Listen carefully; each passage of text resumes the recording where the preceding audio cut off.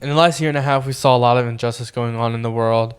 We saw Palestine's ongoing genocide, but we wanted to touch on four silent genocides going on, and it's Congo, Libya, Sudan, And the and the Uyghur. Uyghur Muslims. So we're gonna dive into Congo. Congo's war, what started it was one, power, Okay. and the natural resources that Congo has.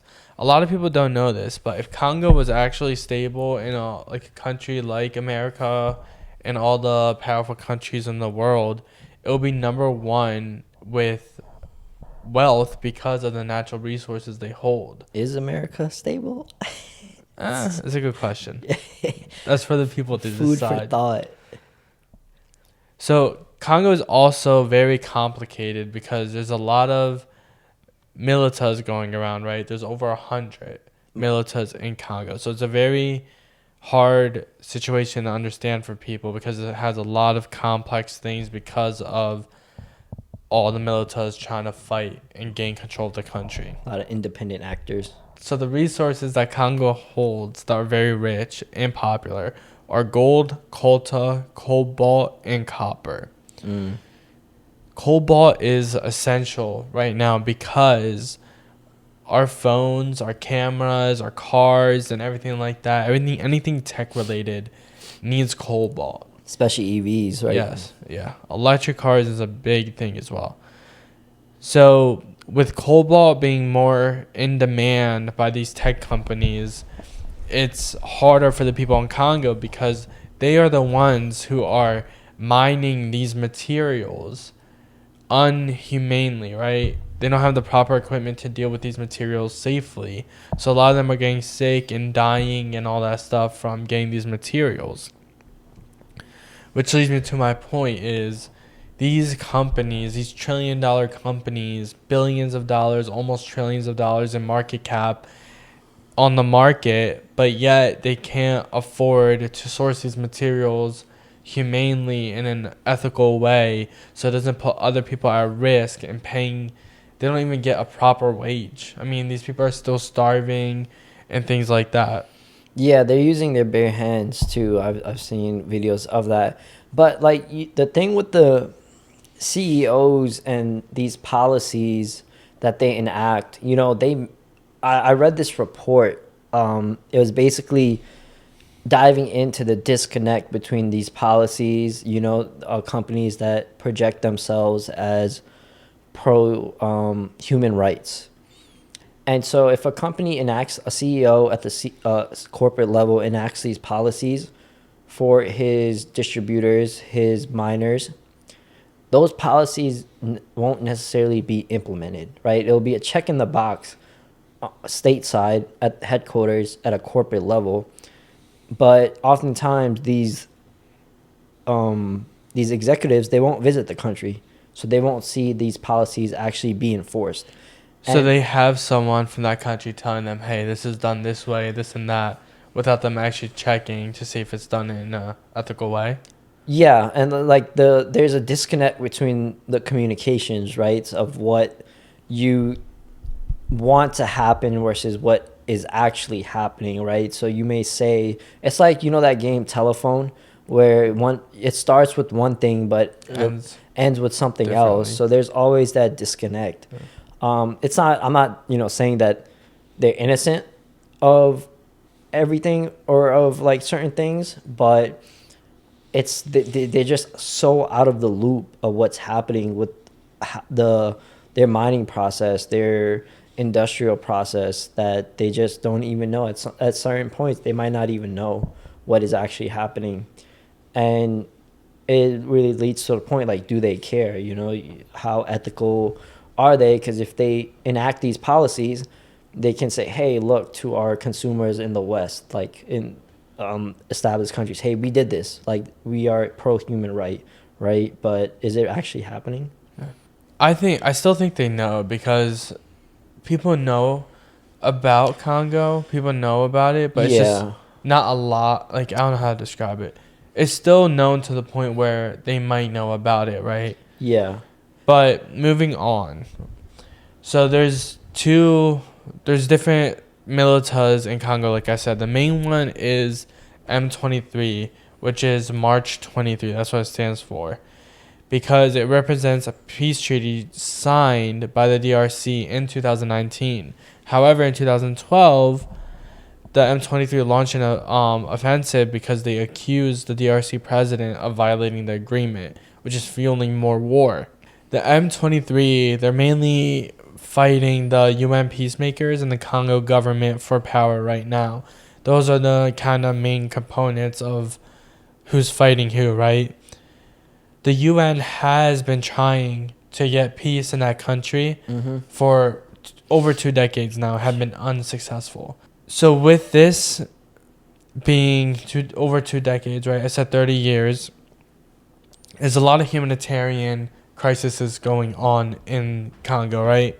There was a guy who actually set himself on fire and posted it on the internet to raise more awareness of what is going on in Congo, right? Because it's not being talked about enough, right? Yeah. 150,000 people have been displaced since February 2024, right?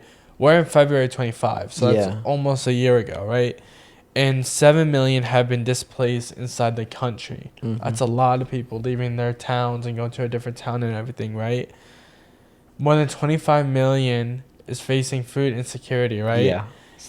And a lot of them are with this, like the ongoing war and everything. Yeah. They don't have proper health care. So a lot of diseases are on an outbreak right now. A lot of people are getting sick and they don't have the proper medicines / tools to deal with the diseases that these innocent people have. And recently, the M23 launched an offensive in Eastern DRC, which is Democratic Republic of Congo, right? And this actually broke one of the ceasefires, and they took over a town called Goma. This was just 2 days ago, and it's a mining town as well. Yeah. Also, they launched a new offensive just days before the crisis summit, and it's at the 2 presidents, Felix and Paul. I know with Goma, I know they're UN forces. They were killed in that town as well during those attacks. And I know that I remember reading about Goma that they're having like mass burials. I think it was like the 2,800 people. Like they're struggling to bury these people and they're just getting thrown into mass graves. So it's slowly starting to fester into one of those, crises. So we have Libya as well. We mentioned that.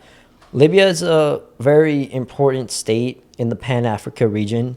It's the doorstep to Europe. If you look at a map, Europe is just across the water, basically across the pond or whatever you want to call it, across the ocean. And immigrants use this to kind of, funnel their way into Europe. And this creates a huge problem with human trafficking, sex trafficking, which is a big market in Libya right now.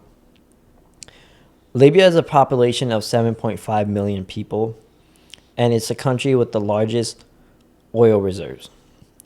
And, we talk about Libya, you can't help but not mention Muammar Gaddafi. He ruled from 1969 to 2011. And his downfall started, or it happened in 2011 during the Arab Spring, when Arab leaders, dictators, were dropping like flies. You had Egypt, you had Syria, you had all this other stuff happen. And his rule was like a dictator rule. He took out political opponents, anybody that would challenge his rule. He came into power through military coup, right? They overthrew that previous regime. I do want to point out, though, like, I know the narrative always is negative, and I'm sure he did a lot of negative things. He did start the Great Man-Made River Project. This was a 3-phase project that transported water to the cities in Libya, to Tripoli, to Tobruk. And so Libya is a very desolate country. It's a desert, full-blown. So all their waters come from ancient aquifers ancient fossil water that's in the ground. And before this project started, they were looking for oil during the big oil boom, and it happened upon these large quantities of water that were just untapped. So he did start this project in 3 phases. I think about 2/3, maybe 1/3 of it was complete. But this was the first time in Libya history where people were able to turn on the tap and get water, which is something we take for granted 100%. You know, how many times are we guilty of like keeping the tap running Right. while brushing our teeth, stuff like that? The U.S. came and bombed the man-made water, right? Yes. Man-made river. River project. Yeah, it's called the man-made river project because it basically was transporting this water, but it was through pipes. And the U.S. did do airstrikes against Gaddafi for this on this project under the pretense of these sites were being used as launching grounds for terror operations. But they did stop these strikes because there was no grounds. The UN nobody could find really evidence of this. But since his downfall, militia groups have taken over these sites as always. Another thing that, you know, those conspiracies, I don't want to say conspiracy theorists, but Gaddafi was a big advocate for the unification of African leaders for the Pan-African region. So he was there was rumors, there was talks that he wanted to create Africa's first national bank, central bank, backed by the resources of Africa. You know, something finite, you know. The US dollar isn't backed by gold anymore. We dropped that. So this would have been huge for the region. And so, you know, people say this is one of the reasons that foreign interventions caused it to fall. So along with these random militia groups, 2 government bodies ended up taking hold of Libya. In the eastern region, you have the Libyan National Army, which is the militaristic group. They're based out of Tobruk. These guys are backed by Russia, by Saudi Arabia, the UAE, and Egypt, and also Italy. Egypt backs them predominantly because they share a border, and Egypt doesn't want these extremists kind of pulling into Egypt, such as the Muslim Brotherhood, right, is one of those organizations that Egypt sees as a terrorist organization, is led by General Khalifa Haftar. He tried to take out the other political party in 2019, but he failed. The other political party, which is UN recognized, is the Government of National Accord, and it's housed in Tripoli, where Haftar tried to take over. These guys are backed by France, backed by Qatar, and Turkey as well. So Turkey backs them because they want drilling rights in the Mediterranean, because Libya has an oil reserve and there's plenty of oil to go around in that country that hasn't even been tapped. And Turkey also backs them because they share the same, I want to say, idealist political framework of a political Islamic party. So, you know, Turkey kind of, I guess, Erdogan prides themselves of being that Muslim leader where he's able to do democratic policies, but also advocate for like Muslim leadership or Muslim rulership. And so the National Accord, the Government of National Accord, which is backed by Turkey, is led by Prime Minister Fayez al-Shajar. And at this point in the conflict in Libya, it's at a stalemate, right? You have the country divided in half with the militaristic National Army Party ruling the east, and then the Government of National Accord ruling in the west. And so it really leaves the Libyan people in the middle, in in the unknown, which is a common theme in all these places that we're talking about.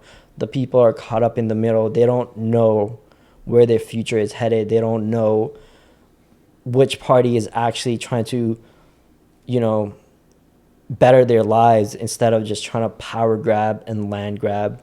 And it's interesting because the Libyan people did overthrow, whether you want to say people meddled in that affair, whether the US caused it or some other country caused it. The Libyan people did overthrow Gaddafi. So the question remains, can they unite and overthrow these two different parties and maybe come up with a singular government for the unification of Libya? The women and children protesting, Yeah. are they being oppressed? Like, is the government being mad at them for protesting and, like, killing them and things like that, attacking them back? It's not to the extent you see elsewhere. And these protests aren't like massive, they're like kind of like on a small scale, but it sets the foundation, it sets the building blocks of what can come next, right? Can they move past these little protests? Can they start, maybe taking over the country for themselves? But they aren't really necessarily being oppressed. There are a lot of outside, as I mentioned, Turkey, France, UK, Egypt. There are a lot of foreign intervention, and that's one of the main grievances of these mothers, the Libyan people, that, who's fighting for Libya? Who's fighting for them? Like, who's in it for Libya? Because it seems like everybody's just trying to grab a piece of Libya for themselves, benefit off the oil reserves, but not for them. So next is Sudan, right? Sudan is famous for coups in that country. And there's North and South Sudan. And right now there's two parties fighting, right? The SAF and the RSF, right? Yeah. In 2019, the dictator Bashir got overthrown by them, right? By RSF, the leaders of RSF right now, and SAF. Yeah, they overthrew them together. Yes. They overthrew the old president together, and what they say, they promised the Sudanese people, hey, we're going to make this like a great country again. We're going to turn this around. We're for you guys, this and that. But guess what ended up happening? It's the power struggle, right? They started fighting each other for power. Yeah. So this is really a big deal because they publicly said to the people, like, hey, we're not going to be like this guy. We're going to be much better, this and that. But they turn around and break their promise. Yeah. Plus, getting the innocent people caught in the crossfire, right? A common theme. So the SAF is led by Abdul Fattah. That's the Sudanese Armed Forces. The RSF, the Rapid Support Forces, that's led by Muhammad Hamdan, right? And the regional players right now is mainly UAE. The UAE is funding on both sides. They're funding the RSF and the SAF, right? So they're complicit in this because it's not like they're like, hey, let's back this group because this group is for freedom, this and that. But they're kind of playing two sides of the swords.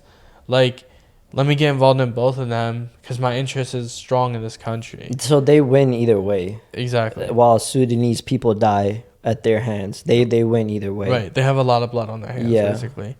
But that raises the question, why is the UAE so invested in Sudan? Yeah. Why do they want a lot of interest in Sudan, right? I know they're definitely profiting from the weapon sales. That's always a given from my personal knowledge of that. So is it that, or is it something that we'll have to wait in the future to find out, right? To see if a side wins and if there's like a breaking news saying something's happening involving them with the UAE, right? Yeah, well, UAE wins regardless, right. So they kind of get away with that a lot. The U.S. and Saudi, they're involved also, but they're involved as mediators. They're the one that are trying to get peace into this conflict going on right now. So the UAE also, they backed the old president Bashir, right? And the RSF was formed in 2013. So the SAF, they are supported by Egypt, Qatar, and Iran. Sudan Armed Forces. Sudanese armed Forces, SAF. Yeah. So the death toll right now, as far as the humanitarian standpoint of Sudan right now, 12,000 plus killed since 2023. 12,000. Yeah. But the thing is, the number is likely a lot higher, as we can Yeah. imagine, right? 8+ million people displaced in the country, which is the largest displacement crisis going on in the world right now. Yeah, it's a huge Yeah. humanitarian Yeah. crisis. That's And a lot of them, they're very hungry as well. They're starving. They don't have yeah. enough money It's to a buy meals famine. and everything like that. Yeah, it's Right. a It's a famine. famine. And that's millions of them. It's not like thousands, right? It's Yeah. millions of them. So it's a big thing that's not being talked about enough right now. Yeah. So that leads me to the RSF and the sexual violence that they're being accused of, which is a widespread, right? It's not just like they're doing it to a couple people. It's a lot of people that they're raping and things like that. And a lot of them are women and girls as young as 12 years old Yeah. being exposed to this, right? And that's something that the UAE backs, which is crazy. And there's been ethically motivated attacks in West Darfur. Region, yeah. Yeah. And with any crisis like this, the healthcare systems aren't really good, right? Hospitals are being bombed, diseases are being spread. The hospitals and the doctors don't have the proper equipment to help the Sudanese people who are really sick right now. And like a lot of them might need surgeries, but they don't have the proper stuff to do things right now. Going back to the, what RSF is doing, they're basically raping and pillaging as they go.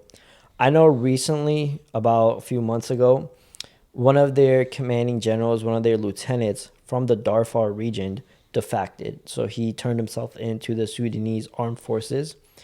And because of this, the RSF, they basically deliberately committed rape in the region where this commanding general was from.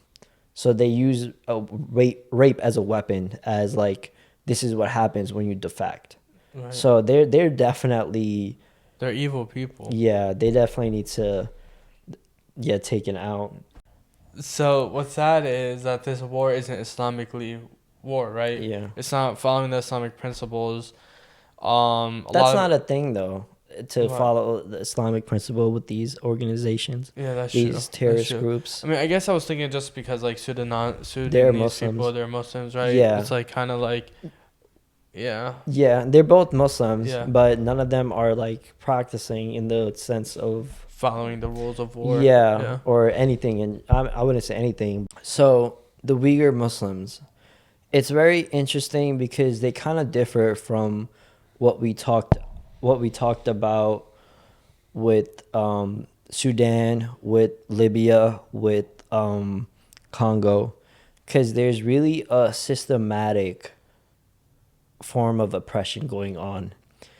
And when you think of the Uyghurs, you can almost compare their situation to something very popular, another form of oppression, another form of genocide that's pretty popular right now. Is it Israel and Palestine? Yeah. Yeah. So, Before you dive into this, I want to say one thing. yeah. Adidas is complicit to this. Really? They are using the Uyghur Muslims Uh-huh. as the child slaves and everything like that to make their merchandise. So they're officially on my boycott list, which hurts because like I buy a lot of Adidas. Like Yeah. I used to buy them a lot, but now no longer. I didn't know that about Adidas. Really? That's interesting. Because you usually hear about Nike and China sweatshops type thing, but interesting. So the Uyghur Muslims, they reside in Xinjiang province, which is, from the Chinese perspective, it's known as, it translates to Xinjiang province, it translates to New Frontier. Now, a lot of Uyghur Muslims refer to this region to East Turkestan. And when you look at a map of China, this region is on the top left for visual representation. And they are a predominantly Turkic ethnic speaking group, or Turkic speaking ethnic group. And the Xinjiang province, it has been controlled occupied by China since 1949, so post World War II era. And China targets one of the main reasons for targeting the Uyghur Muslims is because they believe they hold extremist and separatist values that go against the that goes against China's integrity and political narrative. So the Uyghur Muslims are basically being punished for two reasons. One, because they hold Islam, and two, because they hold a different race than the rest of the Chinese people. Yeah, exactly. And so, with the CCP, the Chinese Communist Party, their party prioritized ideological control of their national identity. They want one national. They wanted uniform look, essentially, and for social and religious control over its people. They're commies, basically. And under Xi Jinping, the Communist Party in this region, they have destroyed over 5,000 ancient mosques. And you know what's interesting? I've seen a lot of reels on Instagram about Chinese Muslims, and they all act like it's perfectly fine to be Muslim in China. That's why I don't trust them. But, I've seen a lot of them. Uh, And this guy, I can't remember which account it The was, food but this guy? guy I follow, he made a post about it. He was like, don't be fooled by these reels that you're seeing on Instagram about the Muslims in China. It looks like they have a good life and everything, Yeah. but they really don't. That's why I don't trust those things. Like China controls the news network. They control every narrative over there is pretty heavily controlled. It's a police state. It's heavily surveillance. Mm-hmm. They have facial recognition, right? They use AI to track you. For the Uyghur Muslims particularly, they make them download an app so it can see their text messages. It can GPS locate them and stuff like that. So it's a police state, right, for the Uyghur Muslims particularly. In addition to destroying almost over 5,000 ancient mosques, China, that region has a deep history of Islam. You look at the Mongols, they were in this region, and all these Turkic groups. So in addition to destroying the mosques, they've arrested imams, so they can't really preach Islam. They can't give out lectures. They can't do khutbahs, etc., etc. They banned wearing the hijab as well. We talk about France and Europe countries.